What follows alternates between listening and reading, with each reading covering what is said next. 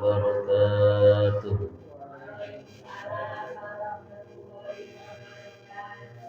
Alhamdulillah, alhamdulillahilladzi qad akhraja nata'ijal hikari armadil hijab. Wa ahmadullaha musalliyan ala Muhammadin khairin nabi ursila wa alihi buril kirami barrar wasalim mutakhadina khiyarah amma ba'd. Alhamdulillah, pada kesempatan malam hari ini kita masih diberi kenikmatan oleh Allah, masih diberi hidayah, petunjuk dari Allah, diberi taufik, inayah, pertolongan dari Allah, sehingga pada malam hari ini kita semua ditakdirkan oleh Allah untuk melaksanakan sholat maghrib secara berjamaah dan dilanjutkan dengan thalabul ilmi, mencari ilmu. Mudah-mudahan langkah kaki kita semua dijadikan oleh Allah menjadi amalan yang sholih-sholihah. Mudah-mudahan kita semua selalu diberi keistiqomahan oleh Allah Subhanahu wa taala. Dan nantinya apa yang kita pelajari dari kitab At-Targhib wa Tarhib ini mendapatkan kita semua mendapatkan kemanfaatan fid dini wad dunya wal akhirah. Amin ya rabbal alamin. Jenengan tasih emat kula. Tasih iki Pak Abu Tholi. Dalem nggih pun ping kalih niki. Dadi alhamdulillah dalem ten mriki sampun ping kalih. Sing semindah menika dalem badali Ustaz Imam Mukti. Nggih. Di saniki nggih kula nggih badali beliau dan alhamdulillah keranten beliau saniki tasih nglampahi ibadah haji. Mudah-mudahan kita semua bisa berangkat ke sana. Amin ya rabbal alamin. Dan alhamdulillah kita dipertemukan oleh Allah lagi dalam keadaan kita semua menuntut ilmu. Ini adalah kenikmatan yang harus kita syukuri. Jika terus ingkang kula terangaken menika dan babagan ilmu, kita ngaji kados ngeten iki niku termasuk nikmat yang wajib kita syukuri. Apalagi bila mana kita dipertemukan lagi dalam satu majelis, wah niku adalah mangke jenengan niki reuni niku mboten ten donya mawon. Ten akhirat pun bakal dikumpulne kali tiang-tiang ingkang alim, ingkang sering digumbuli niki mawon.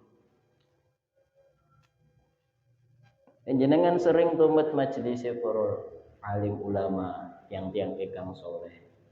Niku mangke bakal reuni ini mboten ten mriki mawon. Mboten kok namung petuk ten donya mawon, ten akhirate mangke nggih bakal Justru tunggal majelis kados ngeten iki.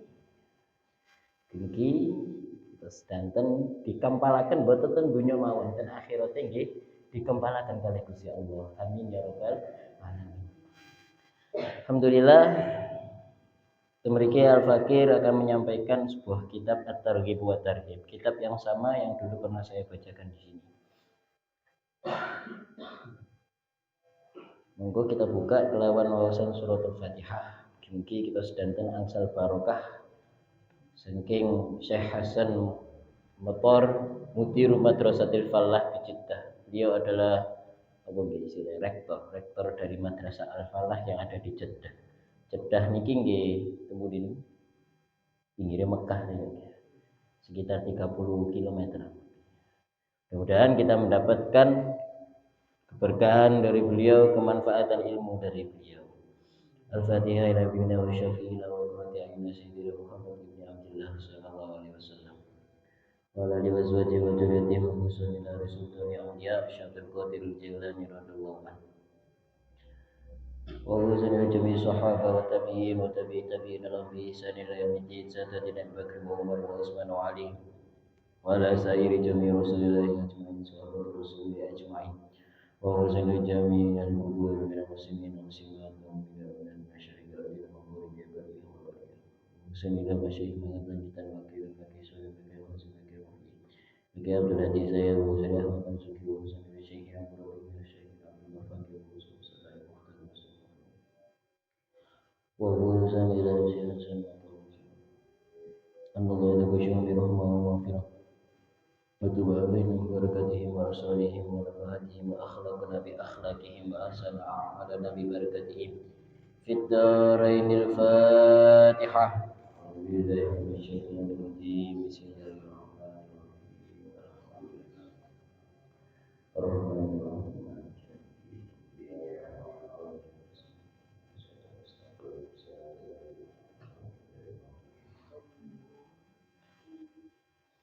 Bismillahirrahmanirrahim.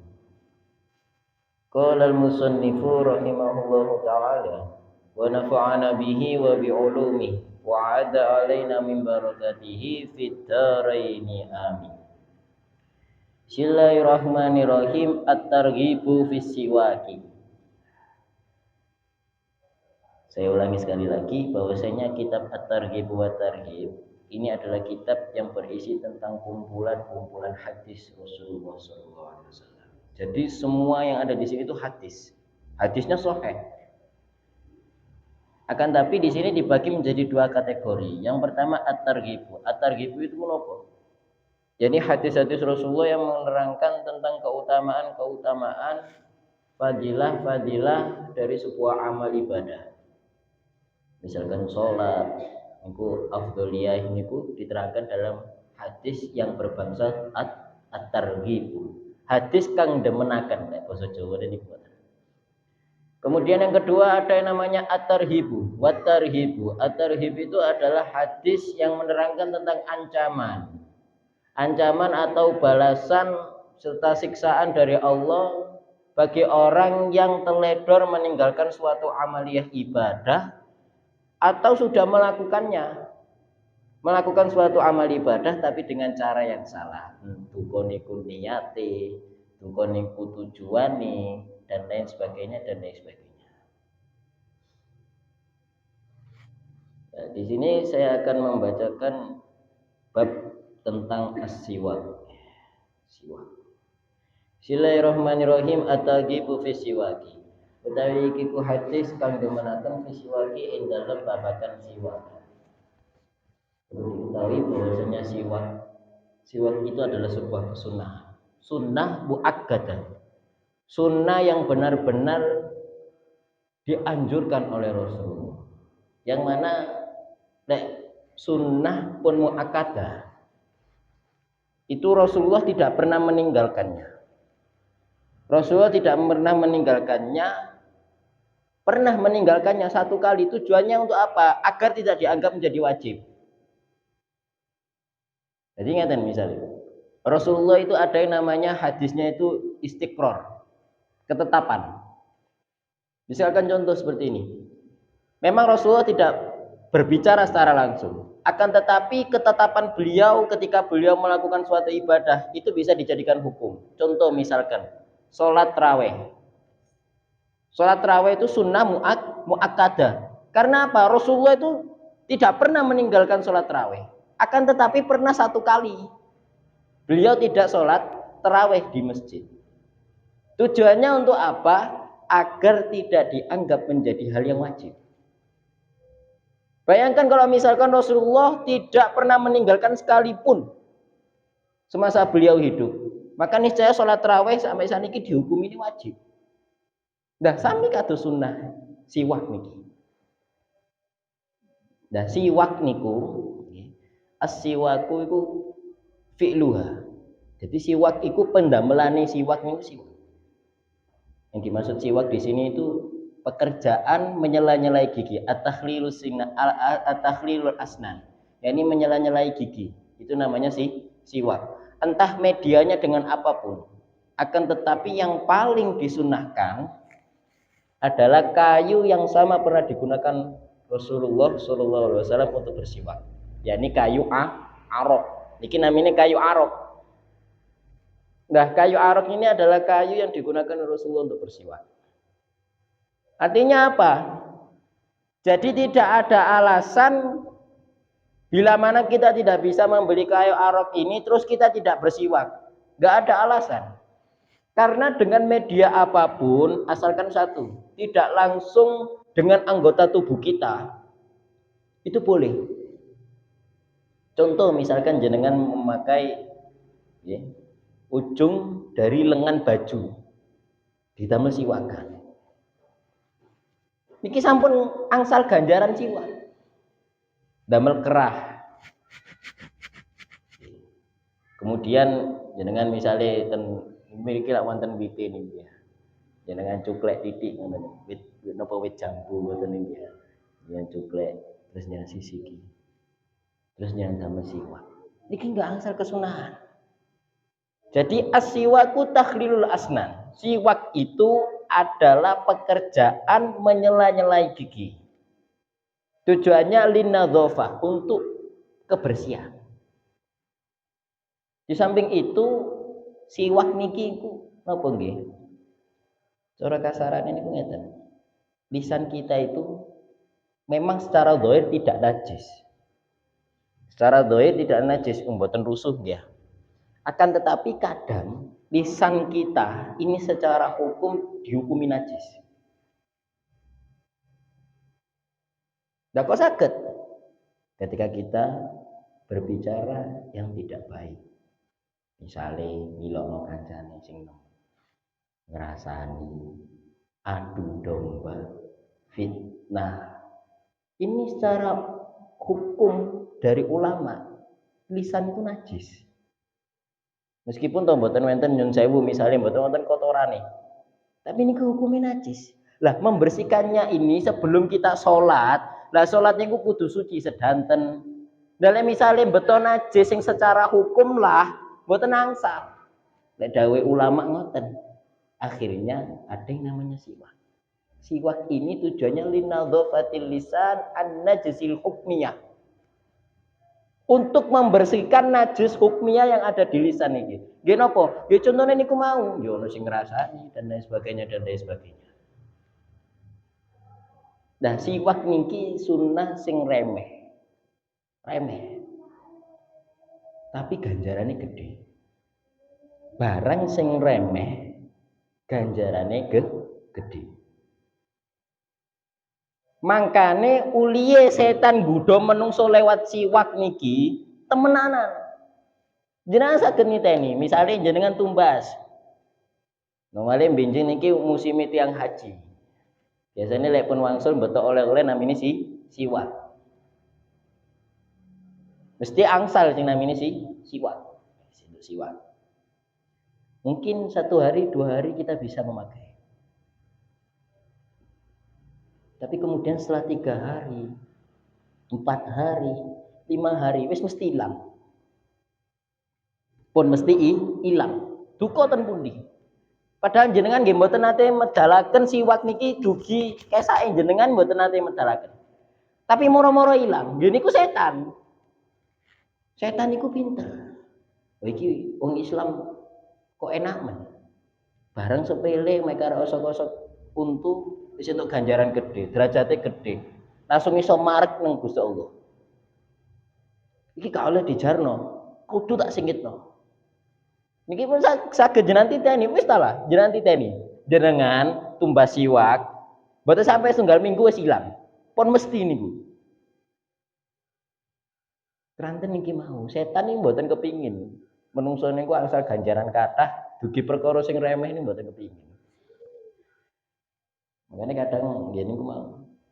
Apalagi sekarang itu sudah jarang sekali orang yang memakai siwak dengan alasan yang ngoten niku ono sing alasane jijik, bahkan ada yang seperti itu. Ada yang sampai mengatakan niku bukan ajaran asli dari Rasulullah. Itu adalah akal-akalan dari para ulama-ulama setelah Rasulullah. Ada yang mengatakan ya wis ngoten niku alasan itu adalah alasan. Padahal sebenarnya di balik siwak ini banyak sekali faidah-faidah. Wa hadise Bismillahirrahmanirrahim wa qala sallallahu alaihi wasallam. Adawu sinten Kanjeng Nabi sallallahu alaihi wasallam. La an usalliya rak'ataini fi siwakin ahabbu ilayya min an usalliya sab'ina rak'atan bi ghairi siwakin. La an usalliya lamun yakti salat sapa ingsun rak'ataini ing 2 rakaat bi siwakin kelawan nganggo siwak. Ahabbu iku luwih demen sapa ingsun ilayya monggo ingsun min an usolliya saking yen to salat sapa ingsun sab'ina rakaatan ing 70 rakaat bighairi siwakin kelawan tanpa siwak. Hadis dari Rasulullah sallallahu alaihi wasallam. Beliau bersabda bahwasannya jika aku sholat 2 rakaat dengan menggunakan siwak itu lebih baik, lebih aku sukai daripada aku sholat 70 rakaat tanpa menggunakan siwak. Ini sholat sunnah loh nggih. Sholat sunnah 2 rakaat dengan menggunakan siwak itu oleh Rasulullah lebih disukai oleh Rasulullah, lebih dicintai oleh Rasulullah daripada aku sholat 70 rakaat tanpa menggunakan siwak. Ini sunnah, padahal ini sholat sunnah. Apalagi kalau misalkan kita memakai siwak pada sholat wajib. Apalagi ketika kita melaksanakan sholat wajib ini tadi berjamaah. Padahal bedanya antara sholat berjamaah dengan sholat sendiri. Misalnya sholat sendiri itu mendapatkan 1 derajat, kalau misalkan sholat berjamaah mendapatkan 27 derajat. Apalagi bisa menggunakan siwak 70 kali lipat. Pun pinten niku ganjaran. Niki sholat sepindah. Misalnya jenengan niki mau maghrib jenengan siwakan. Niki mek sepindah niki mau. 17 ping 70 pun pinten niku. Nah, apalagi kalau misalkan kita bisa merutinkan sampai 5 waktu sholat kita menggunakan siwak. Belum lagi ketika kita qobliyah ba'diyah kita memakai siwak. Dan belum lagi misalkan kita sebelum melakukan perkara yang baik, contoh misalnya jenengan badhe maos Quran, jenengan badhe ngaos kados ngeten iki nggih disunahne siwak. Badhe wudu nggih. Dan lain sebagainya banyak sekali keutamaan yang disunahkan untuk memakai siwak. Sudah berapa banyak sekali pahala yang diberikan oleh Allah kepada kita. Artinya apa? Gini. Siwak ini adalah sebagai taqarrub ilallah. Jenengan misalkan sholat wajib. Sholat wajib itu hanya menggugurkan kewajiban saja. Ya benar diganjar oleh Gusti Allah. Akan tetapi kedekatan kita kepada Allah itu harus membutuhkan yang namanya kesunahan. Ben tambah parek. Lah faedah siwak niki kathah. Misalnya jenengan ngeten. Jenengan beda nih, misalnya niki jenengan tidak ini. Jenengan sholat damel siwak kali sholat mboten damel siwak. Niku lak mesti luwih khusyuk nalikane damel siwak daripada tidak memakai siwak. Niku pun mesti. Jenengan saged titeni mangke. Nanti akan ada suatu kekhusyukan di dalam hati kita.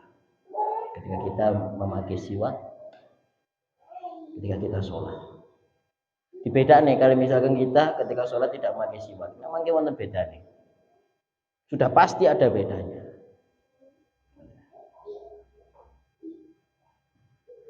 Wa qala sallallahu alaihi wasallam. Terus ada hadis mari ngendika sinten Kanjeng Nabi sallallahu alaihi wasallam. Laula an asyqa ala ummati la faratu alaihimus siwak inda kulli sholatin kama faratu alaihimul wudu. Laula an asyqa lamun ora kuwatir ngabotaken sapa ingsun ala umat ing atase umat ingsun la faratu mongko yakti merdoake sapa ingsun alaihim ing atase ummati asiwaka ing siwak inda kulli sholatin ing dalem saben-saben nalikane arep salat. Kama kaya barang faratu kang mardoake sapa ingsun alaihim ing atase ummati alwudu'a ing wudu ai inda kulli sholati. Tegese nglakoni wudu ing dalem nalikane arep nglakoni salat. Rasulullah sallallahu alaihi wasallam bersabda, "La wala ana syuqa ala ummati nafaratu alaihim siwa." Andai kata misalkan aku tidak takut untuk memberatkan umatku, niscaya aku akan memfardukan, mewajibkan kepada umatku untuk bersiwak inda kulli sholatin. Sebelum melakukan sholat diwajibno siwakan. Kama faratu alaihimul wudu. Seperti halnya aku memfardukan kepada mereka, mewajibkan kepada mereka wudu sebelum melakukan sholat. Dan ini rahmatnya Kanjeng Nabi. Kasih sayang Rasulullah itu sama seperti ini. Andaikan aku tidak takut memberatkan kepada umatku, maka niscaya aku akan memfardukan siwak. Dan untungnya Rasulullah tidak mewajibkan siwak, disunnahkan. Jangan bayangkan misalnya diwajibin itu disunahno niku wis akeh sing lali. Nek wajib lek lali tambah dosa. Tapi berkat kasih sayang Rasulullah mewajibkan mboten tidak mewajibkan siwak, akan tetapi ganjaran niku luwih kathah timbang nglakoni wajib iki mau. Bahkan kesunahan siwak niki mau bisa menjadi apa istilah iki? Pengganda ganjaran sholat. Ya, 70 kali lipat dan lain sebagainya. Maka di sini apa sih? Kadang kita itu selalu meremehkan, bahkan kita itu selalu menjauhi sunnah, yang mana sunnah tersebut itu asline perkara sing dadene ganjaran Gusti Allah niku kathah. Mendapatkan pahala yang lebih banyak daripada kesunahan yang lain. Terkadang kita melakukan kesunahan yang remeh, atau siwak, terkadang kita malah meninggalkan. Padahal siapa tahu kita nggak tahu kan, kata siwak ngeten iki itu bisa jadi menjadi sebab kita diridhoi oleh Allah. Kita nggak tahu. Jangan-jangan dengan kesunahan yang kecil seperti ini, Allah Subhanahu wa taala meridhoi kita di saat kita melakukan kesunahan tersebut. Dan belum tentu ketika kita melakukan kesunahan yang kelihatannya itu zahire ku ketoke wis wah, misalnya contoh jenengan damel jubah atau damel imamah dan lain sebagainya. Belum tentu Allah ridha, akan tetapi ketika jenengan damel siwak, siapa tahu Allah ridha pada saat itu. Dan ibadah fardu kita, kata misalnya jenengan sholat 5 waktu, itu juga belum tentu Allah ridho dengan sholat kita. Sebaliknya perkara yang kecil seperti ini bisa jadi Allah ridho ketika kita melakukannya. Maka jangan sampai kita itu kok duwe anggapan kados ngeten, lho kok gak siwakan, malah mek sunnah kok. Lho kok mboten qobliyah, kok mboten ba'diyah, alah sunnah. Makan kok tidak dengan tangan kanan, kok tangan kiri juga, alah sunnah kok. Makan kok sambil berjalan, alah sunnah kok. Hingga akhirnya kita itu secara tidak langsung semakin menjauh dari yang namanya sunnah. Padahal ini adalah hal-hal yang bisa mendekatkan kita kepada Allah, meninggikan derajat kita di mata Allah. Makanya benar dawe Habib Salim Asy-Syatiri yang ada di Yaman. Beliau dawuh ngeten. Lek dadi wali, lek kepingin dadi wali iku mboten usah angel-angel. Cukup kamu perhatikan kesunahan-kesunahan adab fin naumi wal khala. Kesunahan-kesunahan yang diajarkan Rasulullah ketika tidur, mau tidur, sama ketika kesunahan-kesunahan kamu berada di kamar mandi, nyun sewu misalnya qadil hajat, membuang hajat dan lain sebagainya. Dua hal ini mesti sudah diwali. Kalau misalkan kamu istiqomah melakukan kesunahannya. Kau mboten usah dawuhe misalnya kau usah awakmu ku napa niku amalan-amalan wiritan kabeh mbok waca, kesunahan-kesunahan sing bangsa ketok-ketok iku mbok lakoni kabeh. Enggak perlu.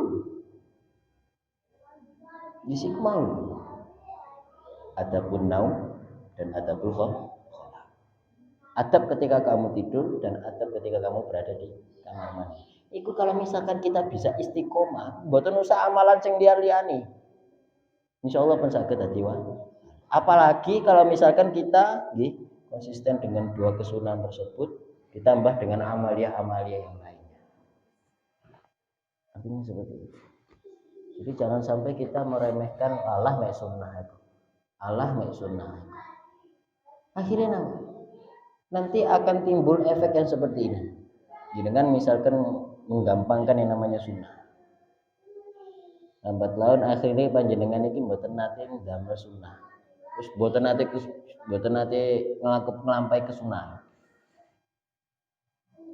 Kemudian lambat laun ketika jauh dari yang namanya sunnah, wis mboten nate nglakoni sunnah blas wis. Akhirnya akan timbul perasaan Allah baik fardhu ta'at. Naik level lagi kemaksiatan kita. Allah bisa naik gak usah sembahyang gak apa-apa. Pisan tok ae. Wis mek dhuwuri kita ae. Gak sembahyang. Pokok engko asar sembahyang, maghrib sembahyang, isya sembahyang. Akhirnya meningkat lagi. Subuh, zuhur, mboten salat. Alah gak apa-apa mek pisan kita. Menit tak salat maneh. Kemudian hingga akhirnya kita jauh dari yang namanya fardhu. Ini yang ditakutkan. Ini yang ditakutkan. Lah siwak niki faedahe kathah. Siwak niki termasuk untuk apa nggih? Fasahatul lisan. Untuk memfasihkan lisan. Dengan maos Quran menggunakan siwak dengan tanpa menggunakan siwak. Niku wonten benten. Jenengan rasakne. Ya buktikan, ini bukti. Oh, no beda gitu. Sudah pasti ketika kita menggunakan siwak akan lebih fasih. Ketika kita melantunkan ayat suci Al-Qur'an. Kemudian siwak itu adalah kesunahan yang bisa memperlancar seseorang dari sakaratul maut. Wonten yang sakaratul maut disiwaki. Ini akan mempermudah dia. Mboten maksudnya niki kula mboten ngajari carane cepet mateni wong nggih. Mboten nggih. Niki maksudnya niku ngeten. Sakaratul maut niku sakit soalnya. Dijelaskan dalam kitab Purahul Arwah nggih. Di situ dijelaskan fi babi sakaratil maut wa ma fiha. Ada bab yang menerangkan tentang sakaratul maut wa ma fiha dan apa yang dirasakan oleh orang yang sakaratul maut. Sakaratul maut itu ya napa rasane? Iku digambarnya kali ulama bahwasannya wong sing sakaratul maut itu ibaratnya tubuh itu dihimpit dengan dua gunung. Dipepet ngeten iki. Ngantos penyet ngoten niku. Sakitnya Masya Allah. Nah kemudian digambarkan lagi lek tiyang sing sakaratul maut niku ngelak banget. Jadi ngelak niki mau al-atus niki mau ngelak digambar nih kalau misalkan lautan yang ada di seluruh dunia ini diminumkan kepada orang yang sakaratul maut, niscaya tidak akan mengurangi rasa hausnya sedikit pun tidak. Kemudian kalau misalkan orang sakaratul maut ini disiwaki, maka seketika rasa tersebut, rasa sakit sakaratul maut tersebut itu akan berkurang. Hingga akhirnya orang yang sakaratul maut ini bisa mudah untuk melafadzkan kalimat la ilaha illallah. Niki faedah siwak. Mboten percados, Kanjeng Nabi saderenge sedo, nggih. Saderenge sedo nalikane sakaratul maut nyuwun ten Sayyidah Fatimah. Diutus napa? Diutus nyiwaki beliau.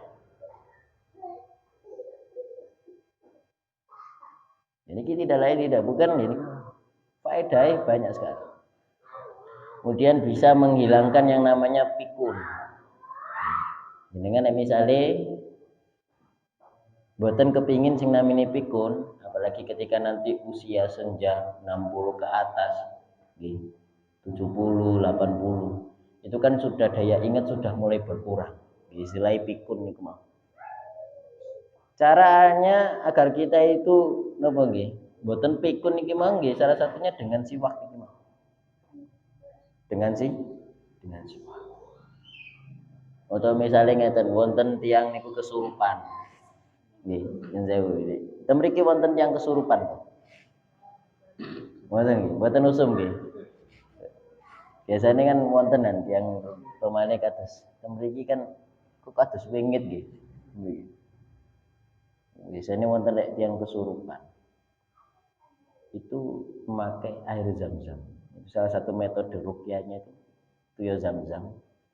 Kemudian disukani siwak, dicemplungi siwak.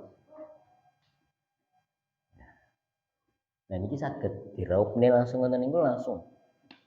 Insyaallah langsung medal. Dan banyak sekali faedah dari siwak. Nanti akan diterangkan di sini juga. Waqala Sayyidina Ali karamallahu wajhah. Ngendika Sayyidina Ali karamallahu wajhah. Ini sahabat Sayyidina Ali. Sahabat Sayyidina Ali ini adalah sahabat yang paling cerdas. Sayyidina Ali ini sahabat yang paling cerdas. Maka Rasulullah itu sampai menegaskan seperti ini, ana madinatul ilm wa ali babu. Jadi Nabi ini sampai dawuh ngeten. Aku iki kuthoe ilmu. Sedanten ilmu sinten dunya. Iku kumpule ten Kanjeng Nabi. Kutone, kotanya itu Rasulullah. Wa ali babu.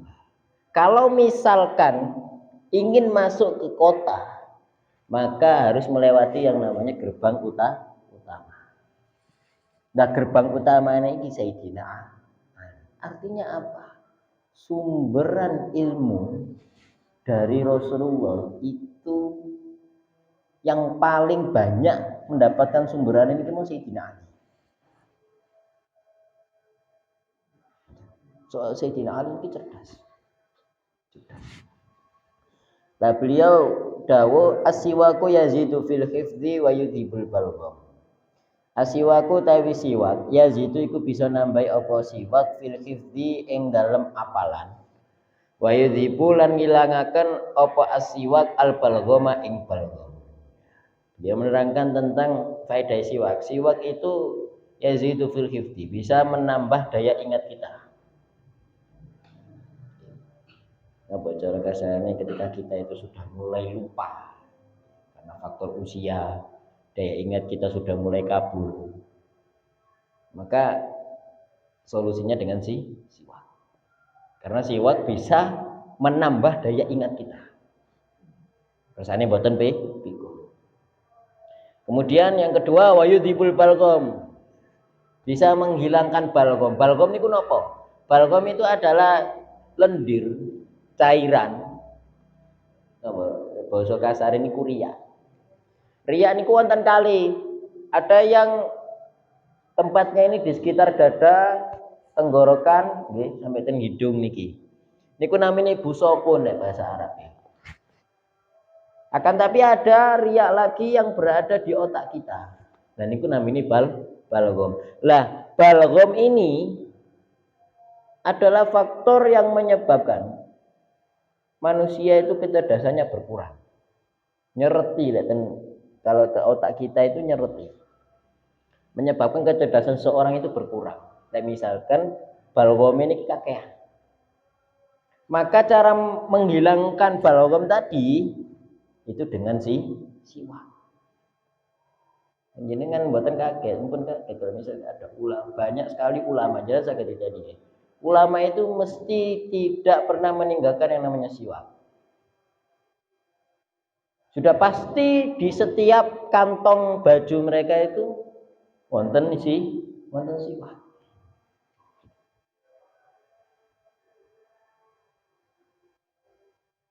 Nah, sekarang pertanyaannya seperti ini. Ya, kalau misalkan kita belum bisa istiqomah untuk bersiwak, maka cara agar kita itu kan mau diterangkan bahwasanya setan itu lek uli yang nggodha menungso lewat siwakan nemen sampai wani nyinggak nomor. Dan itu bagaimana cara antisipasinya? Dewi Habib Umar Al-Idris beliau dawuhin, aku lek tuku siwak iku ora mung sak batang satu biji, akan tapi langsung beliau itu beli itu 20 batang, 20 biji. Jadi di setiap baju beliau dan kantongnya niku wonten siwake. Entah itu baju yang akan digunakan sholat, digunakan taklim ngaji, atau baju yang sekedar dibuat ke pasar, pasti ada siwake. Setiap baju pasti ada siwake. Lek ngene setan kating nggodha model ya nopo. Sile ngoten nek dirasi Habib Umar itu. Atau kalau misalkan kita nggak bisa beli kayu arok kok pakaian 20. Jadi tuku siwak sakmono kayak nyiwaki utune sapa istilahnya kan kadang ngoten. Enggak apa-apa kalau misalkan kita nggak sempat beli kayu arok, kayu yang biasa digunakan Rasulullah untuk bersiwak, enggak apa-apa kita menggunakan ini. Ini pun sami mawon. Dan kesunahan yang seperti ini kok bukan kok perkara yang sepele, ini perkara yang sangat agung. Apalagi kalau misalkan kita istiqomah, bisa istiqomah untuk melakukan yang namanya siwak, masya Allah. Dawe kanjeng Nabi niku asiwaku yurisul haibah. Siwak itu bisa mendatangkan kewibawaan seseorang. Kalau orang ingin mendapatkan kewibawaan, dia harus memakai yang namanya siwak. Dawe Rasulullah. Dan ini wonten cerita nih. Hadis Rasulullah ini wonten cerita nih. Pada masa pemerintahan Khalifah Umar bin Khattab, Khalifah kedua setelah Sayyidina Abu Bakar. Pada masa itu para sahabat Rasulullah itu sudah mulai nopo nggih istilah ini. Sudah tidak ada semangat lagi untuk melakukan kesunahan. Sempat melalui fase seperti itu para sahabat. Jadi sahabatnya pun nggih wonten males sih. Nggih sami kados kita niki. Wonten males sih, wonten bosen nih. Dan itu sahabat pada masa itu sudah mulai menurun semangat mereka untuk melakukan kesunahan. Sing biasanya siwakan nggih mboten siwakan. Sing biasanya sholat ba'diyah qobliyah nggih mboten ngelampahi sunnah niki mawon. Mboten malih sholat. Dan banyak sekali kesunahan yang ditinggalkan oleh para sahabat. Nah, pada masa Sayyidina Umar, pada masa itu umat Islam menghadapi kekuatan yang sangat besar sekali, yakni bangsa Romawi. Lah Sayyidina Umar niki pun yakin bahwasanya umat Islam ini bisa mengalahkan pasukan Romawi sesuai janji Allah yang tertulis dalam surat Ar-Rum. Rum ini kan artinya Romawi. A'udzubillahi minasyaitonir rajim. Bismillahirrahmanirrahim. Alif lam mim. Ghulibatir Rum. Telah dikalahkan bangsa Romawi. Nah sinten sing ngalahne nggih tiyang Islam. Lah, awal mula bangsa Romawi menghadapi kekuatan umat Islam, ya ini pada masa Sayyidina Umar. Hingga akhirnya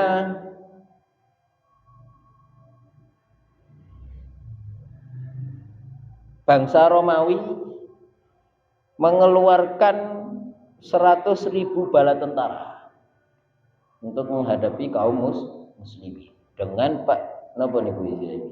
dengan peralatan persenjataan yang lengkap. Ini dengan kados misalnya film-film ngoten niku nggih. Wonten sing damel tameng, kemudian dengan pedang, kemudian damel lawan niku baju besi ini zirah, sing sampai boten ketinggal kulite ngoten.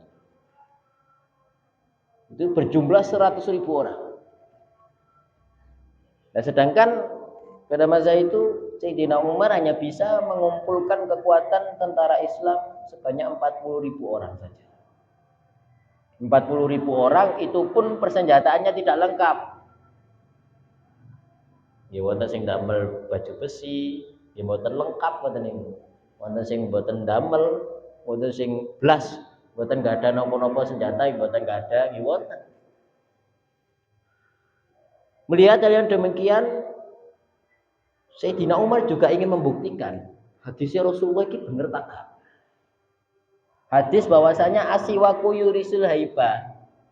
Siwak ini bisa mendatangkan kewibawaan bagi seseorang yang melakukan siwak tersebut. Ini benar toh ora? Akhirnya Sayyidina Umar ketika mau menuju ke medan perang, sebelum sampai dan sebelum berhadapan dengan bangsa Romawi, pasukan Romawi, Sayyidina Umar memerintahkan kepada sahabat untuk mencabut kayu arok niki mau. Dijabuti sedanten. Karena kayu arok yang kita gunakan untuk bersiwak, ini akare, niki akare. Makanya bentuknya rodok melengkung niki soal karena akarnya. Ya, sedangkan ada pohonnya, ada tangkainya lagi. Nah, niku dicabuti kali para sahabat, diperintah kali Sayyidina Umar. Wes dicabuti kabeh, sampun. Ya wes, ayo budal, Pak. Ketika sudah sampai berhadapan dengan pasukan Romawi, kemudian Sayyidina Umar memerintahkan kepada para sahabat, wis saiki awakmu kabeh wis ninggalno sunnah. Sekarang semangat kalian untuk melakukan sunnah sangatlah minim sekali. Istilahnya niku wis boten semangat maling nglakoni kesunahan. Wis saiki aku merintahno ning awakmu kabeh nglakoni kesunahane Rasulullah sing pernah mbok tinggalno. Ayo saiki pedotono wit-wit iki mau gayeng siwakan. Akhirnya para sahabat rebutan. Lah kalau misalkan khalifah sudah memerintahkan, niku pun boten wonten wani sing nentang. Karena kalau misalkan sudah menentang, istilahnya kalau diperintahkan Sayyidina Umar siwakan kok boten siwakan, niki kena hukum. Istilahnya bugot niku lek cara ten Indonesia niku makar. Lek makar niku lek ten hukum Islam niku kudu dipateni. Akhirnya sahabat sedanten niku ruwoyokan mendeti nggih disigari ngoten niku. Wite niku. Wes keduman kabeh sampun. Ya wes, ayo saiki kabeh baris. Baris dan dilurusne kabeh sofi. Wes saiki digawe kabeh siwake, akhirnya siwakan sedanten. Para sahabat serentak memakai kayu tersebut untuk dibuat siwak. Lah, dari kejauhan pasukan Romawi mulai niku mau niku ningali. Sudah memantau dari tadi, sudah memantau ketika umat Islam datang dengan membawa kayu garing gaya apa, penasaran. Nah, karena memang orang Romawi gak tahu yang namanya siwak, mboten nate semerap opo sih siwak niku. Akhirnya dengan yang mereka lihat, pokoknya wong Islam iku rebutan nggawa kayu mari ngono rebutan, baris, dipangan. Itu anggapane wong Romawi. Akhirnya seketika itu pula mental mereka down. Waduh, wong Islam iki panganane kok kayu garing. Waduh. Bukan orang sembarangan. Kayu garing kok digawe cemilan sadurunge budal perang. Waduh. Ya apa iki iso menang tagak iki? Wong awake gak kuat are nguklek. Apa niku? Apa niku istilah niku? Nyokot iku gak kuat. Iki wong muslim iki gawe cemilan. Istilah ngoten. Akhirnya terjadilah pertempuran yang dahsyat. Dan karena pada permulaannya mereka itu mentalis sudah down karena melihat para sahabat iki mau siwakan, padahal mek siwakan, mek selilit-selilit ngeten mawon. Lah tiyang Romawi iki nganggepe dipangan. Ngoten lho. Akhirnya pertempuran terjadi dengan dahsyatnya. Karena mental orang Romawi sudah down. Dan akhirnya umat Islam mendapatkan kemenangan. Tidak lain tidak bukan karena barokah siwak. Dan akhirnya para sahabat selesai perang, mereka menggiatkan diri mereka, mengistiqomahkan lagi, dikencengi maneh ibadah sunnah-sunnah yang pernah mereka tinggalkan. Sing asine mau wis mulai kendul mulai siwakan, akhirnya malah siwakan. Sing asine sholat, gak tahu sholat ninggalno ba'diyah qobliyah. Sholat qobliyah ba'diyah. Dan kesunan-kesunan lainnya mulai diajak nih kali para sahabat sejak selesai perang tersebut. Nah, jenengan normalnya wonten sing namine napa niku? Ten dunia perdukunan napa? Ilmu pengasihan, kersane gak ada wibowo. Mboten usah. Jenengan damel siwak. Insyaallah haibah akan turun. Nah, di sini saya perlu tekankan lagi. Bahwasanya ketika kita melakukan sebuah ibadah, itu jangan sampai tujuan awal kita itu faidahnya. Misalkan contoh, siwak. Siwak ini tadi diterangkan bahwasanya faedahnya banyak sekali kan. Iso garai gak pikun, iso garai cerdas dan lain sebagainya dan sebagainya. Bisa meringankan orang sakaratul maut. Kemudian bisa memfasihkan lisan. Bisa menghilangkan balgham, bisa mendatangkan wibawa. Jangan sampai tujuan kita memakai siwak itu karena faedah-faedah itu tadi. Tapi tujuan kita melakukan kesunahan yang pertama taqarrub ilallah ta'ala, mendekatkan diri kepada Allah. Untuk mencari ridha Allah. Nanti niscaya faedah kita itu nanti, faedah yang ada di sunnah itu wis bakal melo. Pun bakal wis melo. Kalau misalkan kita itu niatnya itu karena faedahnya. Ya maka niscaya yusme untuk faedah iki mau. Akan tetapi kemantapan hati kita berdekatan kepada Allah itu tidak ada. Kedekatan kita kepada Allah itu tidak ada.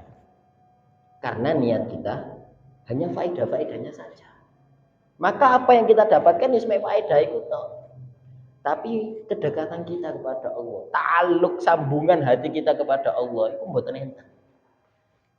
Maka kesunahan-kesunahan yang lainnya mboten namung siwak mawon. Yang lainnya, andaikan misalkan kita mengetahui faedah-faedahnya, jangan sampai kita niatkan untuk mendapatkan faedah tersebut. Tapi niat yang pertama lillahi ta'ala. Dene Gusti Allah maringi faedah napa mboten niku pun sakarepe Gusti Allah, wong Gusti Allah sing ngersakake. Yang terpenting kita sudah ikhtiar, kita melakukan kesunahan. Wis niatnya hanya itu saja. Maka di sini Al-Fakir saya pribadi mengajak kepada seluruh jemaah hadirin hadirat, terutama khususnya untuk saya sendiri, mengajak mungkin kita hidupkan sunnah Rasulullah. Kita hidupkan sunnah Rasulullah dengan bersiwak dan kesunahan-kesunahan yang lainnya. Kata sunnah Rasulullah itu mulai dari bangun tidur sampai tidur lagi. Satu hari penuh, satu hari satu malam itu sudah diajarkan oleh Rasulullah bagaimana kesunnah-kesunnahnya. Nah, tugas kita untuk menghidupkannya itu seperti apa ya? Harus kita hidupkan. Nah, sekarang harus kita istiqomahkan, terutama siwak, karena ini adalah syiar nih. Secara tidak langsung kita itu berdakwah dengan yang namanya siwak. Ini perkara yang penting.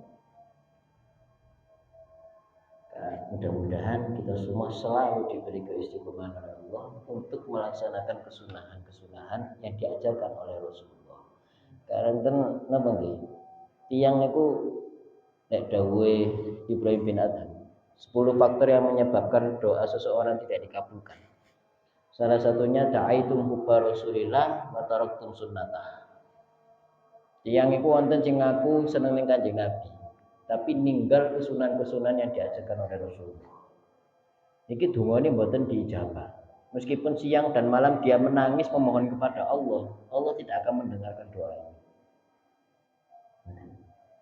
Dan kita semua selalu diberi kekuatan oleh Allah untuk melakukan kesunahan-kesunahan yang diajarkan Rasulullah. Dan mudah-mudahan kita semua berkumpul dengan Rasulullah di surganya Rasulullah, karena dawuh Rasulullah, man ahya sunnati faqad ahabbani wa man ahabbani kana ma'i fil jannah. Yang niku lek ngurip sunnah Rasulullah faqad ahabbani, wong mau berarti cinta ning aku. Lah lek wa man ahabbani kana ma'i fil jannah, dawuh Kanjeng Nabi, wong sing seneng aku wis bakal kumpul karo aku ten swarga. Dan kita semua berkumpul dengan Rasulullah di surganya Allah Subhanahu wa taala. Hadza minni tawajjatu min al-khati'ati wa zallat. Wal 'afwa minkum. Assalamualaikum warahmatullahi wabarakatuh.